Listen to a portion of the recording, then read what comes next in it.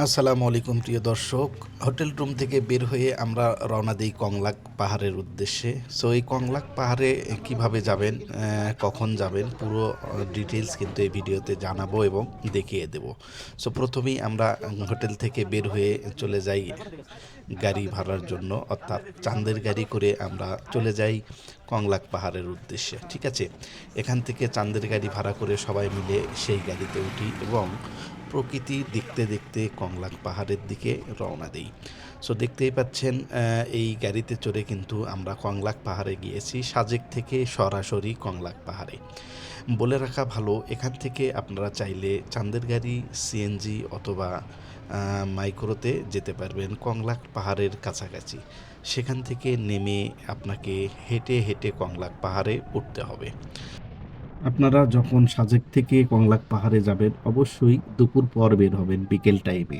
এই সময়টা ছবি তোলা ভিডিও করা অনেকটাই সুন্দর হয়। তো কংলাক পাহাড়ের উচ্চতা সমুদ্রপৃষ্ঠ থেকে প্রায় 1700 বর্গ স্কোয়ার ফিট। আর এই কংলাক পাহাড়টি মোটামুটি বলা চলে প্রায় 10,000 স্কোয়ার ফিট এরিয়া জুড়ে বিস্তৃত রয়েছে।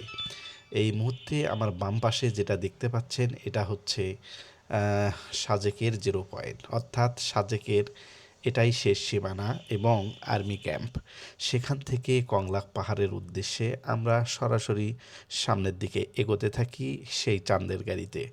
আমাদের সাথে ছিল চাঁদের গাড়িতে প্রায় 14 জন যাত্রী, এবং সেই সাথে বলে রাখা ভালো, যারা সাজেক থেকে যেতে চান কংলাক পাহাড়ে তারা অবশ্যই দলবদ্ধভাবে গাড়ি ভাড়া নিয়ে যেতে পারবেন। মোটামুটি 40 থেকে 50 টাকা করে ভাড়া নিতে পারে প্রতিজনের। আর যদি নিজস্ব চাঁদের গাড়ি ওখানে থেকে থাকে, অর্থাৎ আপনারা খাগড়াছড়ি থেকে সরাসরি গিয়ে থাকেন সাজেকে, সেই চাঁদের গাড়িতেও কিন্তু গিয়ে ঘুরে আসতে পারবেন ফিরিতে।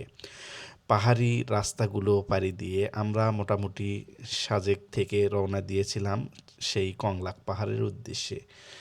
এই দৃশ্য যেন মনমুগ্ধকর একটি দৃশ্য আর পরিবেশ। এখানকার ভয়ঙ্কর সেই রাস্তাঘাট দেখে আমার খুবই ভালো লেগেছিল, এবং সেই সাথে রাস্তার প্রাকৃতিক দৃশ্য আমাকে মুগ্ধ করেছিল।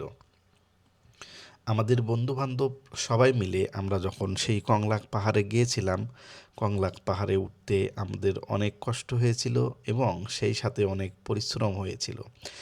আপনারা যারা কংলাক পাহাড়ে যাবেন ঘুরতে, তারা অবশ্যই পর্যাপ্ত এনার্জি নিয়ে কংলাক পাহাড়ে চলে যাবেন। সো মোটামুটি আমরা কংলাক পাহাড়ের কাছাকাছি চলে এসেছি। আর এই পাহাড়টি হেঁটে হেঁটে ওপরে উঠতে চায়। যারা খালি হাতে উঠতে পারবেন অবশ্যই খালি হাতে লাঠি ছাড়াই উঠে যাবেন। সেই সাথে যাদের বলবো শরীর দুর্বল আছে, তারা একটি লাঠি নেবেন হাতে এবং পানির বোতল সাথে নিয়ে যাবেন। অবশ্যই পায়ে স্যান্ডেল পরে যাবেন না, ঠিক আছে? অবশ্যই ভালো মানের যে গ্রিপ রয়েছে এমন একটি জুতা নিয়ে এই পাহাড়ে ঘুরতে যাবেন। এটা মোটামুটি শেষ সীমানায় চলে এসেছি আমরা এই কংলাক পাহাড়ের কাছাকাছি। এখান থেকে নেমে হেঁটে কিন্তু আমাদেরকে কংলাক পাহাড়ের উদ্দেশ্যে রওনা দিতে হবে। আর এখান থেকে মোটামুটি হেঁটে গেলে 10 মিনিটের মতো টাইম লাগবে কংলাক পাহাড়ের কাছাকাছি, এবং চূড়ায় পৌঁছাতে সময় লাগবে মোটামুটি 15 থেকে 20 মিনিট। সো দেখতেই পাচ্ছেন আমরা এই মুহূর্তে পাহাড়ের সরু পথ বেয়ে কিন্তু পাহাড়ে উঠছি।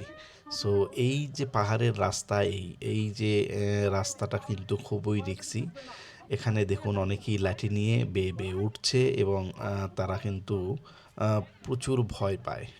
এই সময় এই কংলাক পাহাড়ের থেকে যদি কারো পাও ফসকে যায়, বুঝে নেবেন তার রফা দফা ওখানেই কিন্তু হয়ে যাবে। সো খুব সাবধানের সহিত এই পাহাড় বেয়ে ওপরে উঠতে হয়। মোটামুটি এ পর্যায়ে দেখতে পাচ্ছেন আমরা কিন্তু পাহাড়ের ওপরে চলে এসেছি। ভিডিওর মাঝখানে কিছু কর্তন করা হয়েছে ভিডিওটা শর্ট করার কারণে।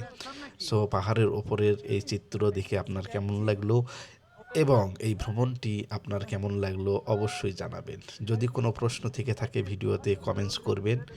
আজকের এই ভিডিও এ পর্যন্তই। বিস্তারিত ভিডিওতে থাকবে আরও একটি ভিডিও। সো আশা করছি ভালো থাকবেন সবাই, সুস্থ থাকবেন। অসংখ্য ধন্যবাদ সবাইকে। আল্লাহ হাফেজ।